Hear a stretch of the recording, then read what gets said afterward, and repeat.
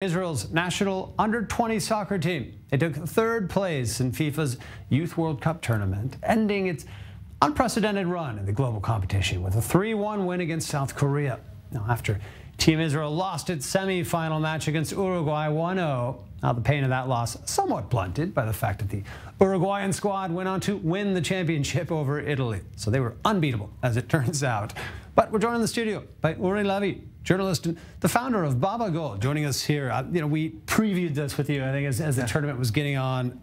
Great result from this. I mean, a stunning run, by Israel's under-20 team. They beat Brazil, and to get to this point, like nobody thought this was going to happen. Imagine it when we spoke here about Indonesia declining the opportunity to host the World Cup due to the fact that Israel will participate? Amazing. I think the past month is probably the most historical month for Israeli football in the... Where does this rank? Is this perhaps the biggest achievement ever for Israeli soccer? 50 years, since the World Cup of 1970.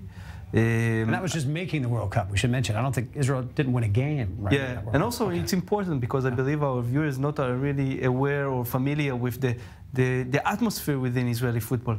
After every small victory, we are at the top of the world, and after every loss, we are the worst. And for 50 years, we were underachieving every good opportunity to qualify for a big tournament.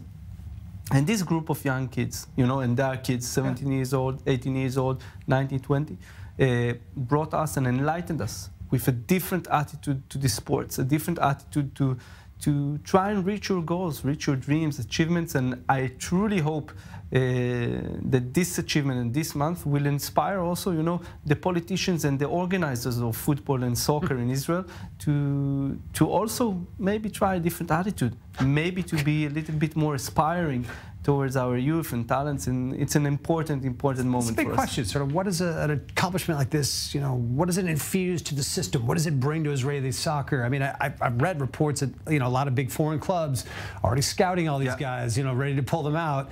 Is there, a direct line from this to like a good decade of success for Israeli soccer, or not necessarily? Yeah, not necessarily. You are right, because and this is what I think makes football the most popular sports of them all, is eventually to be able to write such a great achievement, you need good bonding, good chemistry within the dressing room, and let's be honest, Israeli, I would say, infrastructure in football is nowhere near third place in the world. Huh? We are not it's like an overachieving team. You can argue this is a way overachieving squad. But we can use this achievement in order to change, in order to decide where we want to be in 10 years, and use the enthusiasm, the momentum that we have here, and maybe, in 10 years, we will be sitting here speaking after, Israel is playing the World Cup quarterfinal. We'll be talking to you live from the event. I know that.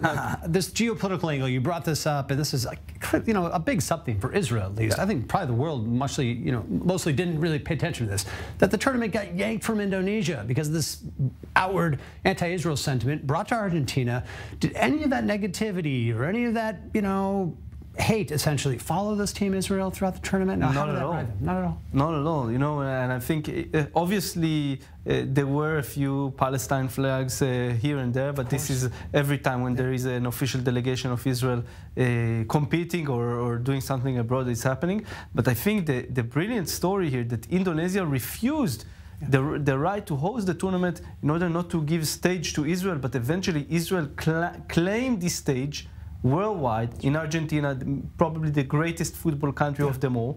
And what was amazing, that the player who excelled in this tournament was Anan Khalaili, an Arab Muslim from Haifa, Hamza Shibli, a Bedouin Muslim also from Shibli in the north of Israel near Mount Tabor, and also Dor Turgeman, who dedicated his goal to the families of the victims in the terror attack in Egypt not too long ago. So you see that this team is not only overachieving and giving us an inspiring sporting moment, but also they represented us with all the complexity, with all the diversity. In the best way. In the best way. Yes, well said. And this is, I think, this is maybe I hope will change something in the government to start and invest and build a real national football program, because they see what an impact the Under-20 World Cup has. Absolutely. Exactly. Imagine Israel playing the World Cup for 6 years. We had a captain with a Cherkessian Muslim, Bibas Natcho. Imagine him walking the World Cup path. It's not so hard to imagine after watching these guys. I hope you're right. I hope it translates into something broader nationally.